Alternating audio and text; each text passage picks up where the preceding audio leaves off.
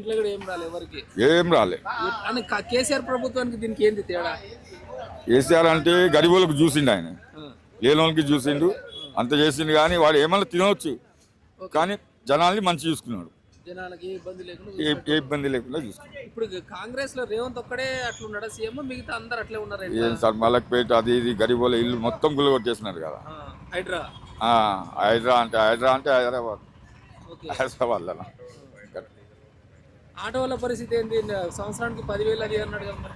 Sir నేను 40 సంవత్సరాలు నడిపించాను auto, passenger auto. ఆ, అది అమ్మేసి ఇది కొని ఇది కొనుక్కున్నాను, ట్రాలీ కొనుక్కొని నడిపిస్తున్నాను. ఈడ ఆపి మ్యాక్ పెడితే చలో నికాలో తీ బండి ఈడికెళ్ళి తీ. ఈడ మా చౌరస్తల చెట్టు కింద నిలబడి అమ్ముకుంటూ కూర్చుంటే పెట్టోడు బండి ఓకే. తీసుకుపోతాను కదా, ఆ, ఏదో చెట్టు కింద కూర్చుంటాను నేను. ఓకే. ఎండ కొడితే కూర్చుంటాను, తీసే బండి వాళ్ళే ఆపొద్దుతున్నాడు అంటే మెల్లమెల్ల గల్లీ గల్లీ గల్లీ తిరిగి అమ్ముకుంటాను. మొత్తానికి ఇప్పుడు ఏం చెప్పదలుచుకున్నావు కాంగ్రెస్ గవర్నమెంట్ కి? కాంగ్రెస్ వేస్ట్ సార్, ఎంత మంచిది. ఇంతకుముందు కాంగ్రెస్ ఎంత మంచిగా ఉండే, ఇప్పుడు ఎట్లా రాగానే ఏదో ఒకళ్ళు ఉంకలు పెడతారా?